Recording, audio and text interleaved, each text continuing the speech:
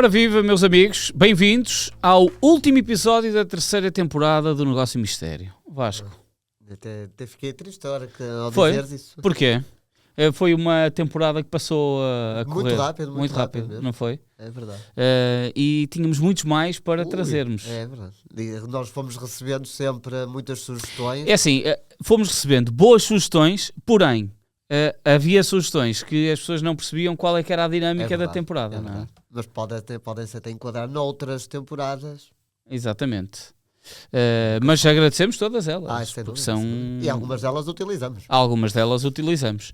E chegamos ao fim desta temporada sem falar de Guilherme Ochoa no Aves. Sim, não é muito fresco. Daqui a uns anos voltamos. Exatamente. Voltamos a esta temática. E até porque tivemos Ochoa aqui no 00. Portanto, sim. E é que para além do Ochoa também ainda temos vários no Boa Vista, não é? É verdade. O Van Ginkel, Vaclik. Exato, Vaclik. Por isso, só esta temporada dava aqui muito sumo. Tem aí boas histórias. Porém, hoje vamos terminar esta temporada com um nome que, eu diria, deu esperança aos benfiquistas de um fim do Vietnã antes dele terminar. É verdade. Pierre Van Hooijdonk. É verdade. Deu esperança e ele teve rendimento em campo. Os números dele são bastante bons. Diz lá, quais são os números dele no Benfica? Faz 35 jogos, marca 23 golos e faz 5 assistências. E estes números são ainda mais relevantes, tendo em conta que estamos a falar do pior Benfica da história, uma vez que ficou no sexto lugar do campeonato. Ou seja, mesmo numa época... Miserável. Eu estava a tentar pensar aqui num adjetivo. Pronto. Miserável parece-me adequado. O Van Hooijdonk marcou muitos golos, mostrou muita qualidade e ficou sempre a sensação que se calhar Van Hooijdonk noutra fase do Benfica teria números bem superiores. Se numa equipa com tantas dificuldades ele conseguiu marcar tantos golos, numa equipa em que fosse melhor servido, tivesse maior qualidade, acho que o Van Hooijdonk ia brilhar mais. Tenho uma pergunta técnica para te fazer. Há muita gente que diz que Van Hooijdonk era tosco, mas finalizador. Tu achavas Van Hooijdonk tosco? Não. Eu lembro que na altura realmente havia muito essa questão, mas acho que um jogador que marcava tecnicamente tão bem os livros como ele, isso não pode ser de um jogador tosco. Ele não era um jogador, obviamente, de pegar na bola e fintar três adversários e marcar, era sendo não tinha a classe de conduzir a bola, não era? Sim, mas ele era bom em tudo aquilo que fazia e isso prova toda a técnica.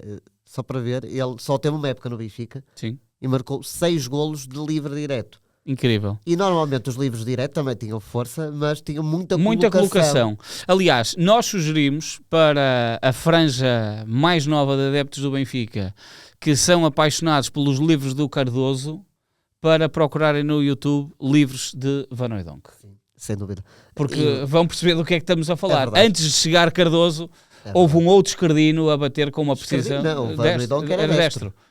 Sim, desculpa. E ele, para além do Benfica, ele tem toda uma carreira de muitos golos de livre direto. Aliás, sempre que havia uma falta à entrada da área para o Benfica nessa altura, os adversários punham as mãos na cabeça porque a probabilidade ou de ser golo ou de querer haver muito perigo era enorme. Mas não nos falta justificar porque é que trouxemos o Van Hooijdonk para aqui, não é? Sim, trouxemos o Van Hooijdonk porque ele chega ao Benfica depois de terminar um super europeu da Holanda, portanto, não era Países Baixos, ainda não havia uma guerra diplomática em que a Holanda seja uma região de Amsterdão. Essa tua camisola também é da Holanda. Exatamente.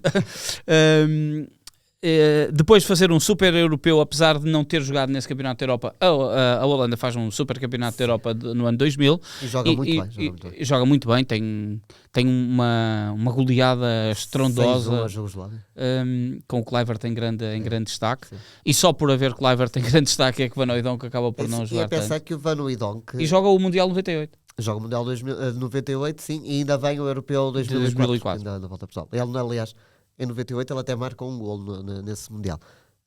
Mas para se perceber, atualmente olhando, a Holanda sempre foi conhecida por ter excelentes avançados, não é? Atualmente não há assim há um Memphis Depay, mas nem sequer um ponta de lança e já Sim, deixou de ter este perfil de avançados. É isso, é isso. A Holanda tinha este perfil de avançado Van Hooijdonk, Van Basten atrás, que é o mais móvel, ok. E se pensares na altura do Van Hooijdonk, os contemporâneos dele, temos o Kluivert, que tu falaste, temos o Roy Mackay, que era também uma máquina de golos, e ele na seleção até nunca teve tanto impacto, porque estava muito tapado. Sim. Tínhamos o James Selbank, que também era uma máquina de golos. Um bocadinho mais à frente, que termina com o fim do Van Hooijdonk, a chegada do Dirk Kuyt. Exatamente. E o Van Persie também começa a chegar nessa altura do Dirk Kuyt. Eu acho que, aliás, o Van Persie ainda chega a ser colega de equipa do Van Hooijdonk no Feyenoord. E tínhamos também então o Van Hooijdonk, que eram 4 pontas de lança muito bons, e o Van Hooijdonk também não teve tanta utilização. Ainda assim ele faz quase 50 jogos pela seleção, o que é muito bom, mas nas fases finais ele não chegou a ser mais utilizado porque tinha uma concorrência muito... e falta aqui outro nome, mas não chegou a ser a grande adversária do Van Hooijdonk, porque teve algumas lesões, que é o Van Nistelrooy, certo, mas também é contemporâneo do Van Hooijdonk. Mas ali no Euro 2000 ele estava lesionado, aliás ele nem vai para o Manchester United nessa fase por causa da lesão, por isso eram aqui 5 pontas de lança incríveis, e ele estava lá. E o Van Hooijdonk vem depois de uma temporada no Vitesse. Verdade. Chega a marcar 2 golos ao Beira-Mar, ela me disse. O Beira-Mar tinha ganho a Taça Portugal. E então na Taça UEFA o Vitesse elimina o Beira-Mar e o Van Hooijdonk Biza, e ele faz uma excelente temporada. Eu estava ainda há pouco aqui a analisar os dados, e o Van Hooijdonk, até a época seguinte, 1-2 quando saiu do Benfica, era quase sempre o vice, porque ele, nós não chegamos aqui a falar, mas ele em 2000-2001 foi o segundo melhor marcador do campeonato português, no 6º classificado do campeonato. Que é uma coisa... E quem foi o primeiro? Foi o Pena, esse fenómeno que entrou derrompante no futebol português e parecia o novo Jardel, mas depois não teve continuidade, mas ainda assim o Pena foi o melhor marcador desse campeonato, com 22 golos, e o Van Hooijdonk que marca... Não, mas é que o grande destacado, e nós já tivemos aqui o João Tomás no ponto final a falar sobre isso, o Benfica fica em 6º lugar e tem o segundo e o terceiro melhor marcador da Liga. Essa dupla, o Van Hooijdonk e o João Tomás, era uma dupla... E eu diria boa, que... E diríamos que se calhar à partida era uma dupla que não casaria. Sim, porque eram dois avançados muito semelhantes no seu estilo de jogo. Mas eu lembro que eles estavam bem. Inicialmente o João Tomás até é mais suplente, certo, mas depois ganha a titularidade ali a meio da época ou antes de meio da época, e os dois complementavam-se muito bem, funcionavam os dois muito bem em dupla. Não estavam, muito bem acompanhados, não é? Sim. E a equipa apesar do Benfica, nesta zona ofensiva, tinha nomes muito... E teve o Poborski que sai em meio da temporada, o Miguel nessa altura ainda joga a extrema, mas ainda é um jovem. Tinha mais... O Sabri. Pois, o Sabri, mas é a época em que ele tem aquele atrito com o Mourinho. O André Neles. André Neles, que já faleceu. E então é só aqui para contextualizar. Portanto, tem o Roger Dani no meio do campo. O Roger vem no mercado de inverno. Aliás, o Van Hooijdonk nessa temporada, 2000-2001, ele marca também nos clássicos ao Sporting, naquele célebre 3-0. Último jogo de Mourinho. Exatamente. E do Augusto Inácio. Exatamente. Acho que deve ser o único jogo da história em que depois do jogo os dois treinadores abandonam as equipas. Lembro de acordar no dia seguinte e dizer: como? O que é que se está a passar aqui? E também marca 2 golos ao Porto. O Benfica ganha 2-1 ao Porto, e o Van Hooijdonk marca os 2 golos. Se não me engano, o segundo golo dele até é o Roger, que também era um especialista em lances de bola parada, em livre. Verdade. Eu acho que até era a estreia dele. Ele entra já na segunda parte contra o Porto, marca um livre, e o Van Hooijdonk... É para certificarmos isso? Não vamos ter como, acho eu, mas o Roger cobra o livre e o Van Hooijdonk põe assim está mas na barreira. Não fizeste assistência? Deve ter assistência. Sim. E portanto, e é gol, estamos a falar de 2-1. Exatamente. É ali uma sequência de 3 jogos seguidos entre as equipas. Porque na Taça Portugal, nesta altura, se registrasse empate, tínhamos o segundo jogo. E aqui estão os 2 golos de Van Hooijdonk, um de penalti. E o outro, Roger bate o livre aos 80 minutos, está ali o pezinho da assistência. É isso. E o Van Hooijdonk desvia de cabeça. O Van Hooijdonk marca quer a Benfica, quer a Sporting, quer a Porto.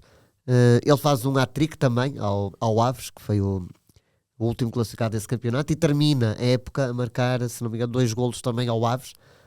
Foi a despedida dele na última jornada do campeonato. É um jogo que fica 4-4 e o Van Hooijdonk marca 2 golos.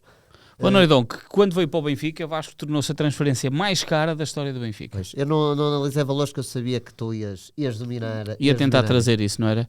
Agora, não se tornou mais cara apenas pelo seu movimento. Como assim? Presidente na altura, Era Vale Azevedo. Vale Azevedo. O que é que aconteceu? Ele perde as eleições pouco depois. Não pagou a transferência. Que estranho, olha, estou surpreendido com isso. As notícias da altura dizem que o Benfica e o Vitesse tinham acordado o pagamento em tranches. A primeira tranche seria a 15 de setembro. Nessa altura, o Real Madrid tenta, o Van Hooijdonk, que faz parte de uma lista de jogadores que o Real Madrid tenta contratar para substituir o Morientes, que se tinha lesionado.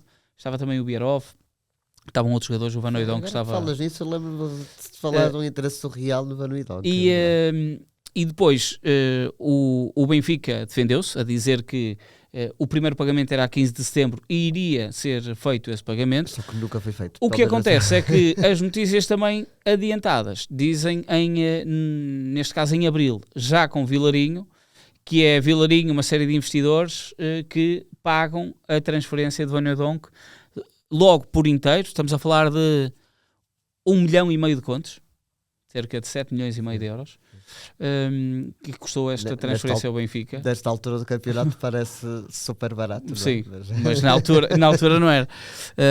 E era paga em tranches. O Benfica, por ter conseguido pagar depois com esses investidores todos metidos ao barulho, conseguiu um desconto por parte do Vitesse, que também deveria fazer falta o dinheiro. Sim, e ok, pronto, não veio 1,5 milhão de contos, foi cerca de 1,2 milhão que custou o Pierre Van Hooijdonk, que assinou o contrato por 3 anos mais um de opção. Pois, mas olha, nem 2 anos ele esteve cá. Porque o João Tomás também fala dessa situação, que o Fernando Meira também, o Benfica tem esta revolução depois com a entrada de Vilarinho.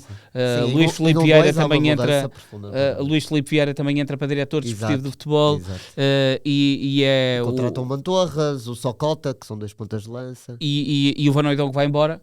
O João Tomás vai também embora. Eu lembro que o João Tomás ainda começa essa temporada, mas... Quase não joga. É isso, quase não joga. Está lá 1 ou 2 jogos. A proposta do Betis, ele contou que o Benfica tentou melhorar a proposta, mas a proposta do Betis era muito superior, era cerca de 5 vezes superior àquilo que ele ganhava na altura, e o Benfica não igualava, mas também ele conta que se tinha sentido um bocado proscrito, quer ele, quer o Van Hooijdonk, eu recordo dele dizer 2 jogadores que eram insubstituíveis naquele Benfica, 40 golos na temporada, os 2 juntos, é incrível. E que de um momento para o outro não valeu nada. Sim. Pois é, era uma fase em que o Benfica...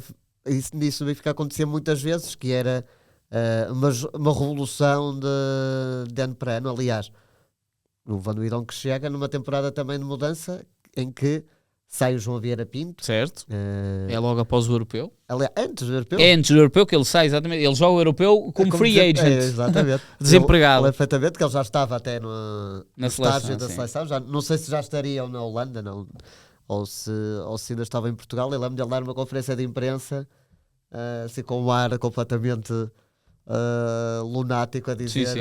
A partir deste momento eu sou um jogador desempregado, porque o Benfica tinha acabado de rescindir contrato com o João Vieira Pinto, que é dos episódios mais Menino de Ouro, mais absurdos da história do futebol português. E o Nuno Gomes também sai, porque faz um grande campeonato 2000. Depois da torção no joelho do Sapinto. É isso, e o Pauleta estava castigado. O Nuno Gomes nunca tinha marcado nenhum gol pela seleção, e de repente mas faz um grande europeu, e o Benfica acaba por vender. Ou seja, o Benfica perde ali a dupla atacante. Será que o João Vieira Pinto em 99-2000, alguns jogos até já ficava no banco de suplentes, mas como perde esses 2 jogadores, acaba por contratar o Van Hooijdonk. Chega a contratar, por exemplo, o Fernando Meira, o Miguel, o Marchena. Ou seja, aqui também há alguns bons reforços, mas também houve muitos pontapés completamente ao lado do Dites, o Scalona. Houve muita gente que não tinha qualidade para nós aqui já falamos do Sabri, e este é o período em que muitas vezes já vimos agora recentemente nas recordações de internet, ver aquela conferência de imprensa do Mourinho a falar rasgá-lo completamente. sobre a disposição tática de Sabri nos treinos e nos jogos. Sim. Um homem feito que se houvesse a substituição momentânea, o Sabri entrava para bater aqueles livros. E depois saía outra vez. Depois saía outra vez. Mas ainda voltando então ao Van Hooijdonk, só no contexto dele ter vindo para o Benfica. Portanto, como tu disseste, ele esteve quer no Mundial anterior, quer no Europeu anterior. Sim. Tinha feito uma grande temporada no Vitesse, mas já tinha aqui anos em Inglaterra, no Nottingham Forest. E no Celtic. E depois no Celtic, onde ele ainda chega a jogar com o cadete. Era isso mesmo. Ele, quando vem para o Benfica, é uma das primeiras notícias internacionais. Dão nota mesmo que o título que era dado era juntam-se 2 dos 3 amigos. Porque era o cadete, era o Van Hooijdonk e vamos lá descobrir quem é que era o terceiro amigo do Celtic. O Van Hooijdonk ainda chega a jogar com o cadete também no Benfica? Não chega. O cadete está também mais ou menos nessa altura, mas depois sai. Jogar, E portanto, Brian McLaughlin, possivelmente. Será ali o Andreas Tom, o alemão? Sim. Não sei. É engraçado, nesta altura o Celtic normalmente tinha sempre pontas de lança de grande qualidade que marcavam muitos golos, mas era o Rangers quem dominava, portanto ele nunca foi campeão na Escócia. Depois no Nottingham Forest ele até desce divisão, mas depois é campeão do Championship. É o segundo marcador do Championship. O Van Hooijdonk tem aqui uns segundos lugares entre os marcadores. Exatamente. No Vitesse também é o segundo marcador do campeonato holandês. Depois consegue ganhar uma Liga Europa com o Feyenoord. É verdade. Ele saiu do Benfica para o Feyenoord. Falamos da dupla com o João Tomás e também com o cadete. E aqui também uma dupla com o Thomason, que depois foi para o Milan. Yondal Thomason. O Feyenoord ganha essa taça UEFA a jogar em casa contra o Dortmund. Eu tenho quase a certeza que o Van Hooijdonk vai com um gol livre direto nessa final. Vamos lá ver. Tenho quase a certeza disso. Em que ano foi? É 1-2. É 1-2. E o Van Hooijdonk marca em praticamente acho que marca mesmo em todas as eliminatórias do Feyenoord até a conquista da taça UEFA. Esse Feyenoord foi o melhor marcador da competição. Exato, Estava sempre a dizer que ele era vice, olha, pumba. Sim, depois ele era vice, mas em 1-2. Ele mudou tudo porque é o melhor marcador, quer da taça UEFA, quer do campeonato holandês. Ele não marca 2 golos nesta final. Um de penalti e eu acho que o outro foi de livre. E não há ali nenhuma assistência, deve ter sido mesmo livre direto. Eu tenho essa ideia. Eu lembro que esse Feyenoord apostou imenso na taça UEFA. Eles começam na Champions, mas cai para a taça UEFA, mas como iam jogar a final em casa. Estavam a apostar muito forte na competição, até eliminam o grande rival PSV, eliminam o Inter de Milão, depois ganham a taça UEFA e o Van Hooijdonk torna-se uma das maiores lendas do Feyenoord. Depois ainda voltaria a jogar já no Feyenoord já no final da carreira. Ainda passa pelo Galatasaray também. E ganha uma Liga Turca.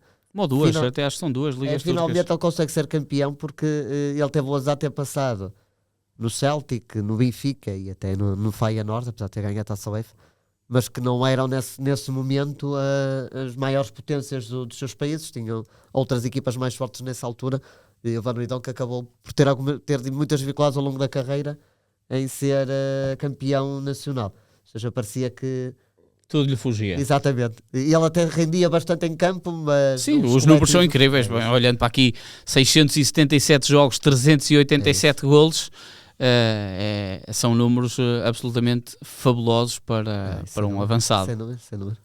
Ora, tu sabes que Van Hooijdonk já em pleno século ou segunda década do século XXI voltou a Portugal com grande força?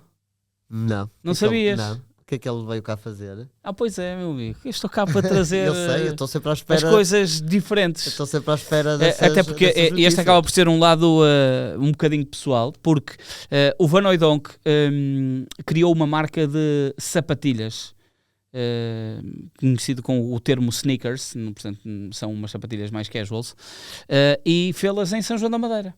Não fazia ideia. Marca Gino B. Umas sapatilhas caríssimas, atenção, caríssimas, mas que fazem um sucesso imenso, e ele, por intermédio de negócios que existiam de uma fábrica muito conhecida de sapatos em São João da Madeira, a Armando Silva, que entretanto já mudou de nome, e um abraço para o Alexandre Tavares, que eu conheço, que foi ele que controlou esse processo. O comercial holandês tinha uma relação de amizade com o Van Hooijdonk. O Van Hooijdonk investiu neste tipo Mas isso de já calçado. tudo depois de teres, não tem 2010. Não tem nada a ver com a passagem dele. Nada a ver com a passagem dele com Portugal, mesmo só como um empresário, e investiu numa marca de sapatilhas que tem um enorme sucesso ainda nos dias de hoje. Não fazia ideia. Não Portanto, trocou os pitões por outro tipo de solas. Ou seja, mas é até possível que, que se formos a São João da Madeira estejamos lá a caminhar. Agora não. Olhando, Agora não. Agora não. Vamos ver. Ele chegou a visitar, chegou a estar nessa fábrica. Mas agora só vive dos rendimentos, não é? Já... Não, os negócios acabam por se fazer quase de forma continuada, mas há essa relação. Não fazia a mínima ideia. Portanto, não fazia a mínima ideia. Estou aqui sempre a trazer coisas. É verdade, eu adoro essas histórias extra-futebol, são muito fixe. Meus amigos, eu vou regressar daqui a 2 semanas, porque para a semana o Vasco vai estar com o Luís Rocha Rodrigues a trazer um episódio especial. Queres levantar o véu ou fica para a semana? Se calhar, olha, mas até tem que ver com... com ele? Não com ele diretamente, mas com o país dele. Ok. Com a Holanda, portanto vamos ter esse episódio especial para falar sobre Holanda e mais alguma coisa, não se esqueça para a semana, e depois nós estaremos de regresso na 4ª temporada, onde vamos falar sobre jogadores que prometiam muito para os clubes onde iam e afinal não correu assim tão bem. Portanto, aceitamos sugestões, podem jogar em Portugal, pode ser no estrangeiro, onde quiserem. Um abraço, fiquem bem. Um abraço.